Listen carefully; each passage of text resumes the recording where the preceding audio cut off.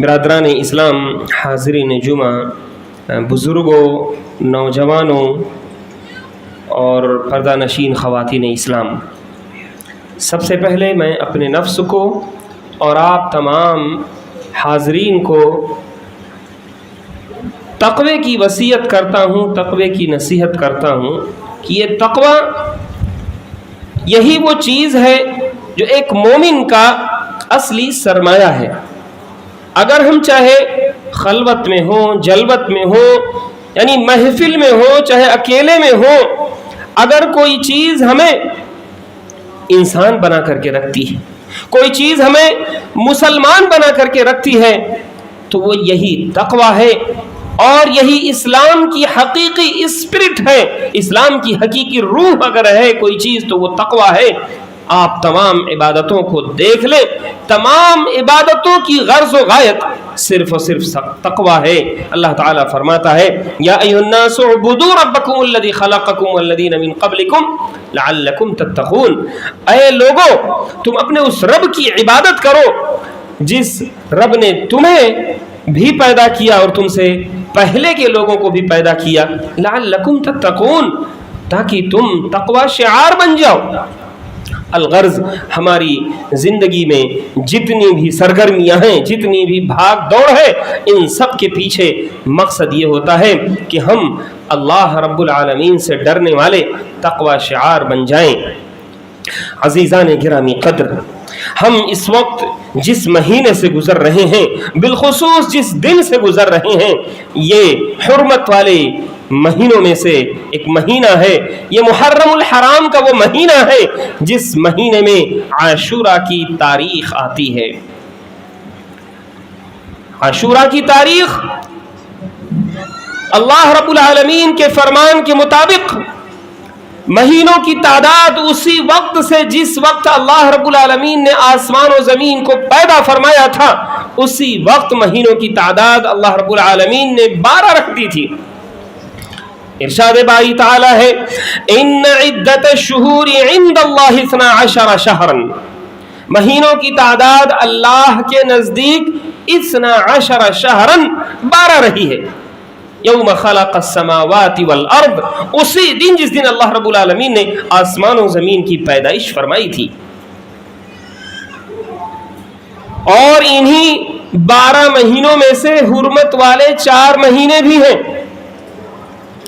اللہ رب العالمین نے فرمایا کہ ذالک الدین القیم، یہی سیدھا اور درست دین،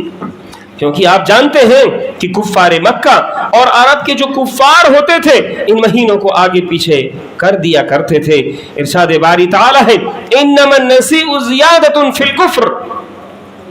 کہ یہ جو نسی کی حرکت کیا کرتے تھے کہ کبھی حرمت والے مہینے کو آگے کر دیتے، کبھی حرمت والے مہینے کو پیچھے کر دیتے اپنی سہولت کے حساب سے، تو اللہ رب العالمین نے مہینوں کی تعداد 12 بتائی، ان میں حرمت والے 4 مہینے بتائے اور بتایا کہ یہی سب سے زیادہ بہتر اور سیدھا دین ہے۔ فلا تظلموا فیہن انفسکم، لہذا تم ان حرمت والے مہینوں میں اپنے نفسوں پر ظلم مت کرنا، اپنے نفسوں پر ظلم مت کرنا۔ دوسری جگہ ارشاد فرمایا یسألونک عن الشہر الحرام قتال فیہ قل قتال فیہ کبیر، اے نبی کریم صلی اللہ علیہ وسلم، لوگ آ کر کے آپ سے سوال کرتے ہیں کہ حرمت والے مہینے میں قتال کرنا، جنگ کرنا کیسا ہے؟ آپ فرما دیجئے کہ حرمت والے مہینے میں جنگ کرنا، قتال کرنا یہ بہت بڑا گناہ ہے، کبیرہ گناہوں میں سے ہے۔ اور آپ جانتے ہیں کہ اسلام کی تاریخ رہی ہے، بڑی سے بڑی حکومتیں آئیں، سلطنتیں آئیں، ایک ایک علاقے میں کئی سلطنتیں ہوا کرتی تھیں۔ جب ان میں لڑائیاں ہوتی تھیں تو حرمت والے مہینوں کے تقدس کا یہ خیال کیا جاتا تھا کہ لوگ اپنے جنگ و جدال کو بند کر دیتے تھے، حتیٰ کہ عرب کے وہ زمانے جاہلیت کے لوگ جن کے ہیں نہ کوئی دین نہ کوئی شریعت، جو اپنے کھانے پینے کی چیزوں کو بت بنا لیا کرتے تھے، ان بتوں کی پوجا کرتے تھے، اور سفر میں جاتے وقت جب تک کھانا چلتا رہتا کھاتے، اور جب کھانا ختم ہو جاتا تو انہیں کھانے پینے کی چیزوں کی جو مورتیاں ہوتی تھی اسے کھا جاتے تھے۔ ایسے لوگ بھی حرمت والے مہینوں کا احترام کیا کرتے تھے، کیونکہ حرمت والے مہینوں کا احترام کوئی آج کی نئی چیز نہیں ہے۔ اللہ رب العالمین نے یہ دین اور یہ ایام، یہ مہینے اسی دن بنا دیے تھے جب دنیا اور آسمان و زمین کی پیدائش فرمائی تھی۔ عزیزان گرامی قدر، ہمارا دین اللہ کے رسول صلی اللہ علیہ وسلم پر مکمل ہو جاتا ہے۔ ایسی صورت میں اللہ کے رسول صلی اللہ علیہ وسلم کی صاف سیدھی تعلیمات جو حرمت والے مہینوں کے سلسلے میں ہیں، ہمیں اسے دیکھنا چاہیے۔ اللہ کے رسول صلی اللہ علیہ وسلم عاشورہ کے بارے میں، عاشورہ کا مطلب ہوتا ہے کہ محرم کی 10ویں تاریخ، اور یہ محرم کی 10ویں تاریخ اللہ کے رسول صلی اللہ علیہ وسلم کی زندگی میں بار بار آیا کرتی۔ اس بارے میں آپ صلی اللہ علیہ وسلم کی ہدایات کیا ہیں؟ پیارے نبی صلی اللہ علیہ وسلم مکے میں زندگی گزارتے ہیں۔ مکے والوں کی جو کچھ تھوڑی بہت دینداریاں موجود تھیں، ان میں سے ایک دینداری یہ بھی تھی کہ وہ لوگ عاشورہ کے دن کا روزہ رکھا کرتے تھے۔ اما عائشہ رضی اللہ عنہ کی حدیث ہے کہ پیارے نبی صلی اللہ علیہ وسلم مکے میں بعثت سے پہلے کفار مکہ کے دینداروں کو دیکھ کر کے عاشورہ کے دن کا روزہ رکھا کرتے تھے۔ یہ کس مناسبت سے تھی؟ خواہ یہ یہودیوں کی مناسبت سے آئی یا اہل مکہ میں کچھ لوگ جو توریت وغیرہ پڑھا کرتے تھے، ورقہ بن نوفل وغیرہ کی طرح، شاید ان سے متاثر ہو کر الغرض زمان جاہلیت میں بھی لوگ عاشورہ کا روزہ رکھا کرتے تھے، بالخصوص اہل مکہ اس دن کا روزہ رکھا کرتے تھے۔ اللہ کے رسول صلی اللہ علیہ وسلم مکے کی پوری زندگی عاشورہ کے دن کا روزہ رکھا کرتے تھے۔ جب آپ صلی اللہ علیہ وسلم مدینہ تشریف لاتے ہیں، ابھی رمضان المبارک کا مہینہ فرض نہیں ہوا ہے، رمضان المبارک کے روزے فرض نہیں ہوئے۔ اللہ کے رسول صلی اللہ علیہ وسلم وہاں مدینے میں یہودیوں کو دیکھتے ہیں کہ وہ 10 محرم کا روزہ رکھتے ہیں۔ اللہ کے رسول صلی اللہ علیہ وسلم نے فرمایا کہ یہود، تم اس دن کا روزہ کس مناسبت سے رکھتے ہو؟ یہودیوں نے کہا کہ اے اللہ کے رسول صلی اللہ علیہ وسلم، یہ وہ مبارک دن ہے، یہ وہ بڑا دن ہے جس دن اللہ رب العالمین نے حضرت موسیٰ علیہ السلام کو فرعون کے پنجے استبداد سے بچایا تھا، اور اسی دن فرعون کو غرقاب کیا تھا۔ لہٰذا اس دن کی فتح اور کامانی اور خوشی اور نجات کی وجہ سے ہم بنی اسرائیل اس دن کا روزہ رکھا کرتے ہیں۔ اللہ رب العالمین کے شکریہ کے طور پر اللہ کے رسول صلی اللہ علیہ وسلم نے فرمایا، یہودیوں، حضرت موسیٰ علیہ السلام کے ہم تم سے زیادہ حقدار ہیں۔ تو اللہ کے رسول صلی اللہ علیہ وسلم نے عاشورہ کے روزے کو مسلمانوں پر فرض قرار دیا، اور اس کے بعد ایک ہی سال کے اندر رمضان المبارک کے روزے فرض ہوتے ہیں، تو عاشورہ کا روزہ یہ مستحب روزہ، یہ مسنون روزہ قرار پاتا ہے، اور رمضان المبارک کے روزے فرض ہو جاتے ہیں۔ یہ ہے محرم الحرام کی حرمت کے ساتھ ساتھ عاشورہ یعنی محرم کی 10ویں تاریخ کی ہمارے دین میں اہمیت، اور اللہ کے رسول صلی اللہ علیہ وسلم نے فرمایا کہ اس ایک دن کے روزے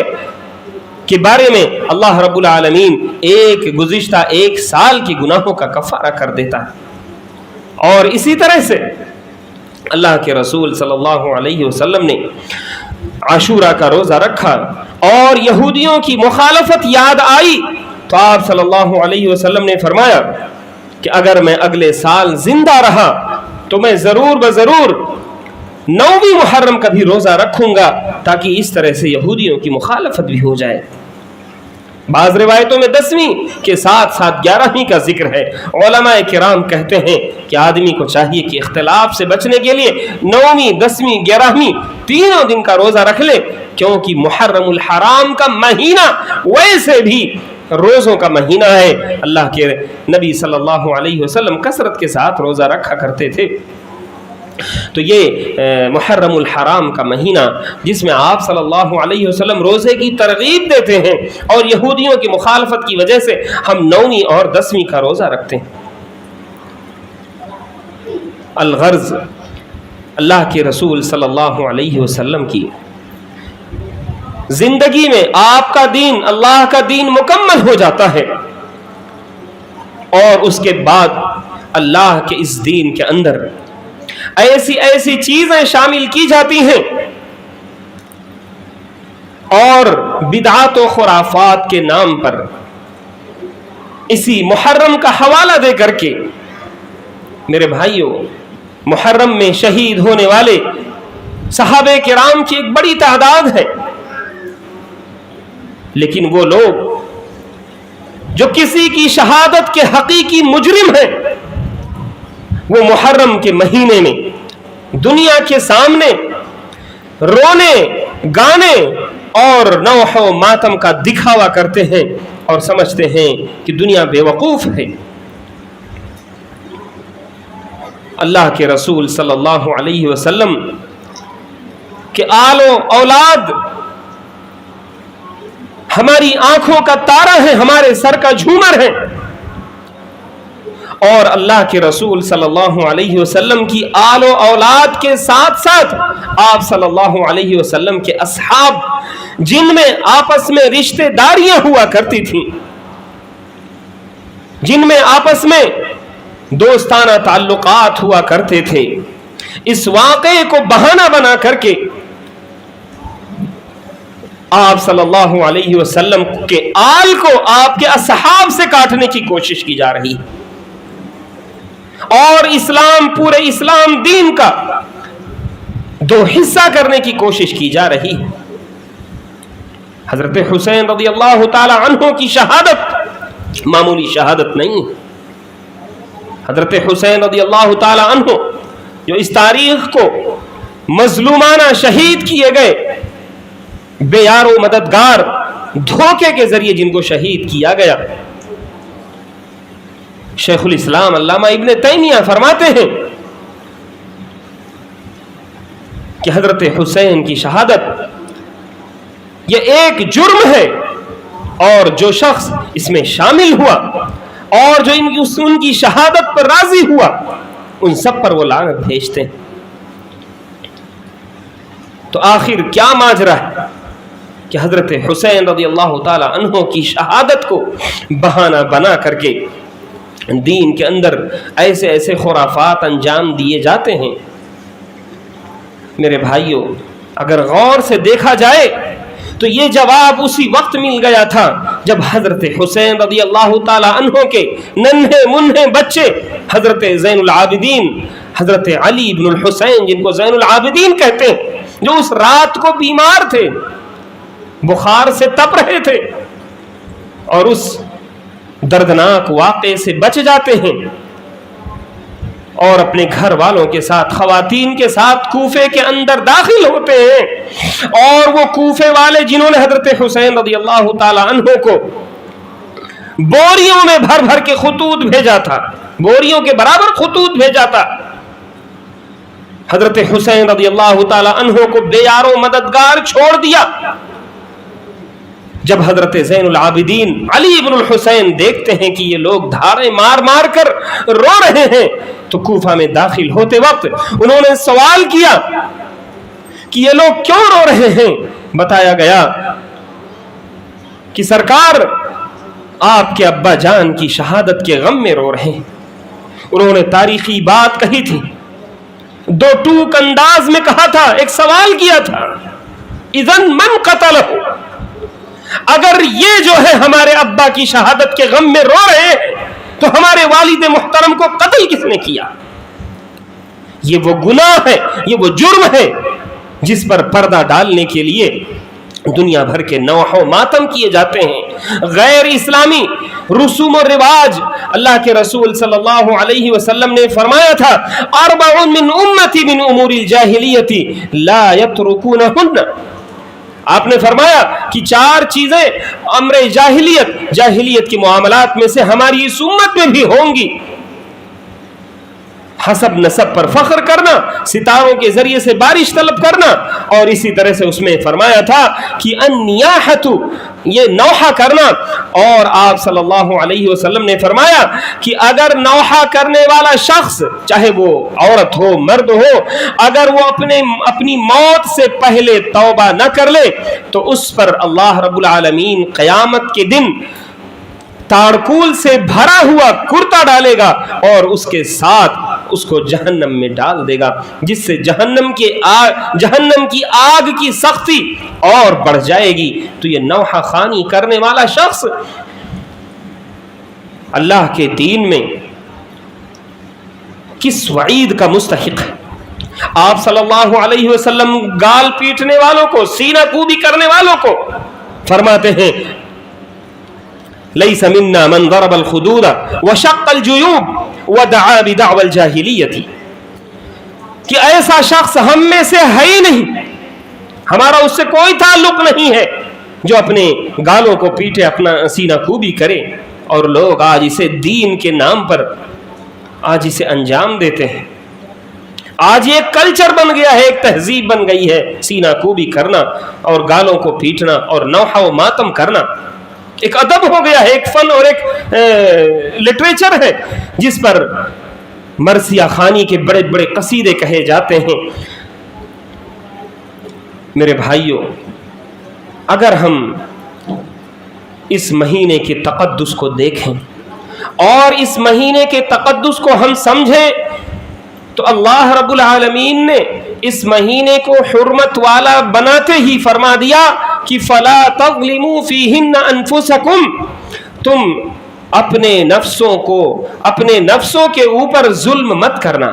اس مہینے کے اندر اپنے نفسوں پہ ظلم مت کرنا. ویسے انسان کوئی بھی گناہ کرے، انسان چاہے کوئی بھی گناہ کرے، چاہے وہ کسی کا مال ہڑپ لے، چاہے وہ کسی کی زمین و جائیداد پر ناجائز قبضہ کر لے، دراصل وہ اس کے نفس پہ ہی ظلم ہوتا ہے. اور جب انسان کوئی شرکیات و کفریات کا کوئی کام کرتا ہے تو وہ بھی انسان کا اپنے نفس پر ظلم ہوتا ہے. لیکن میرے بھائیوں، جب ایک انسان اپنے ہی ہاتھوں سے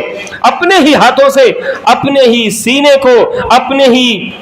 جسم کو زخمی کرتا ہے تو وہ دراصل فلا تظلموا فیہن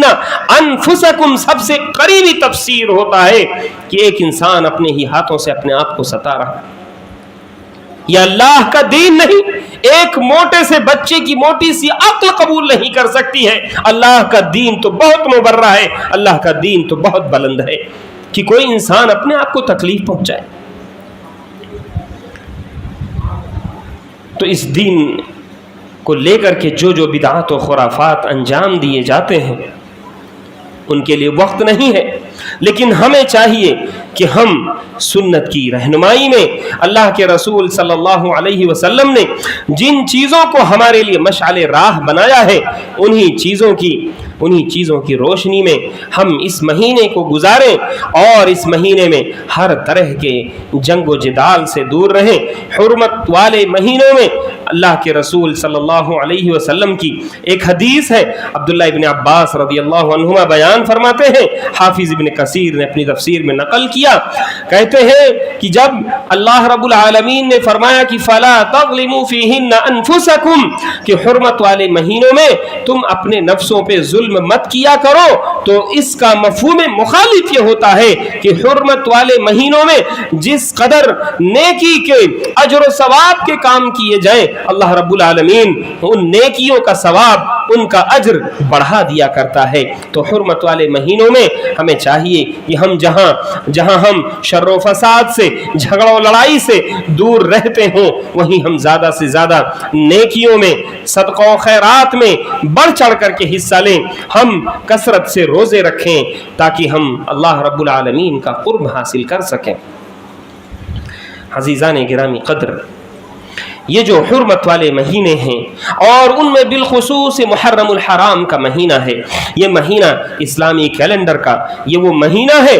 کہ اسلامی کیلنڈر کا پہلا مہینہ ہے. اگر آپ किसी भी दुनिया के किसी भी कैलेंडर को देखें, लोग अपनी तारीख शुरू करते हैं, लोग अपने अय्याम शुरू करते हैं, अपने किसी खास दिन की याद करते हैं। मेरे भाइयों, अगर जब हिजरी सन की शुरुआत हुआ करे तो हम भी कभी ये सोच लिया करें कि ये हिजरी महीना, ये हिजरी सन किस वाक़े की यादगार है। हक़ व बातिल के दरमियान अल्लाह के रसूल सल्लल्लाहु अलैहि वसल्लम का मक्का से अर्ज़े कुफ्र को छोड़ करके अर्ज़े इस्लाम की तरफ हिजरत कर जाना, ये इस्लाम की तारीख में वो टर्निंग पॉइंट और वो बड़ा वाक़या था जिस वाक़े को लेकर के हिजरी सन की बुनियाद रखी गई। और इसी हिजरी सन की बुनियाद रखते वक्त हजरत उमर फारूक रदियल्लाहु ताला अन्हु ने अपने दौर में जब लोगों से मशवरा किया, लोगों ने मुख्तलिफ मशवरे दिए कि अल्लाह के रसूल सल्लल्लाहु अलैहि वसल्लम की विलादत को बुनियाद बनाया जाए, आपकी बेअसत और नबूवत वाले दिन को बुनियाद बनाया जाए। मुख्तलिफ वाक़यात जिक्र हुए। हजरत अली रदियल्लाहु ताला अन्हु के इशारे से जब ये हिजरत का वाक़या हिजरी सन के लिए बुनियाद करार पाया तो उन्होंने अल्लाह का शुक्र अदा किया और कुरान करीम की ये आयत करीमा है,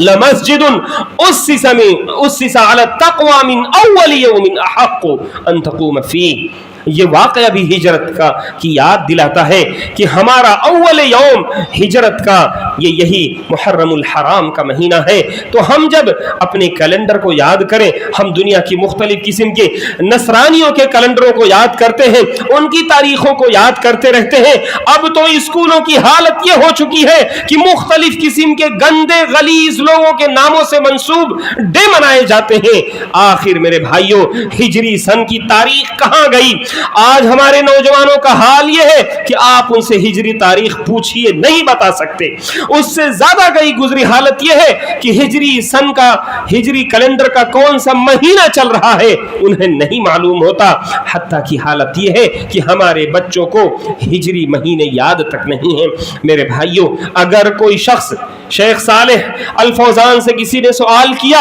कि आप क्या फरमाते हैं कि अगर कोई शख्स अपनी तारीख लिखते वक्त हिजरी और ईसवी दोनों तारीख लिखता है, लेकिन पहले ईसवी लिखता है फिर हिजरी लिखता है, अल्लाह हजरत शेख सालेह अल फौजान ने फरमाया ऐसे शख्स के वला और बरा पर शक करना चाहिए। वला और बरा क्या है? हमारे अकीदे का एक बुनियादी हिस्सा है कि जब हम दोस्ती अल्लाह की बुनियाद पर करें, दुश्मनी अल्लाह की बुनियाद पर करें, अपनी तारीखें हम अपने सन को, अपने इस्लामी कैलेंडर को छोड़ करके यहूद और नसारा के कैलेंडर को अपनाएं, तब हमें अपने वला और बरा को चेक कर लेना चाहिए कि आया हमारे अकीदे में, वला और बरा में दोस्ती और दुश्मनी का जो मेयार अल्लाह रब्बुल आलमीन ने हमारे अंदर रखा है वो कितना कमजोर हो चुका है। मेरे भाइयों, तो ये मुहर्रमुल हराम का महीना आता है तो हम ये भी गौर करें कि हम अपने इस्लामी कैलेंडर से, इस्लामी महीनों से किस कदर जुड़े हुए। अल्लाह रब्बुल आलमीन से दुआ है कि रब्बुल आलमीन कहने सुनने से ज़्यादा तो हुस्न अमल की तौफीक अता फरमाए। ऐ अल्लाह रब्बुल आलमीन हमें बिदात और खुराफात से दूर रखे। ऐ अल्लाह रब्बुल आलमीन इस महीने को, इस आने वाले पूरे साल को ऐ अल्लाह रब्बुल आलमीन अमन व सुकून का, शांति का, रहमत व मग़फ़िरत का साल बना दे। ऐ अल्लाह रब्बुल आलमीन तो हमें अपने रसूल के सुन्नत का शैदाई बना दे। ऐ अल्लाह रब्बुल आलमीन तो हमें इस दुनिया में जहाँ पे भी रख, अमन व ईमान के साथ रख। ऐ अल्लाह रब्बुल आलमीन मुसलमानों में जो लोग दुनिया के किसी भी खित्ते में परेशान हाल हैं, सताए जा रहे हैं, ऐ अल्लाह रब्बुल आलमीन तू उनकी गैब से मदद फरमा दे। ऐ अल्लाह रब्बुल आलमीन तू जालिमों के पंजे इस्तिबदाद को तोड़ करके रख दे। ऐ अल्लाह रब्बुल आलमीन हम में से जो लोग मरीज़ हैं उन्हें शिफाए कामिल व आजिल अता फरमा दे। ऐ अल्लाह रब्बुल आलमीन हम में से जो लोग कर्ज़दार हैं उनकी कर्ज़ की अदायगी का तू बेहतरीन इंतज़ाम फरमा दे। ऐ अल्लाह रब्बुल आलमीन हम में से जो लोग इस दुनिया से जा चुके हैं उनकी कब्रों को तू नूर से भर दे। ऐ अल्लाह रब्बुल आलमीन तू हमें भी जब तक इस दुनिया में रख, ईमान व इस्लाम पर रख, और जब हमारा खात्मा हो तो ईमान पर हो। अक़ूलु क़ौली हाज़ा व अस्तग़फ़िरुल्लाह ली व लकुम व लिसाइरिल मुस्लिमीन फ़स्तग़फ़िरूहु मिन कुल्लि ज़ंब इन्नहु हुवल गफ़ूरुर रहीम।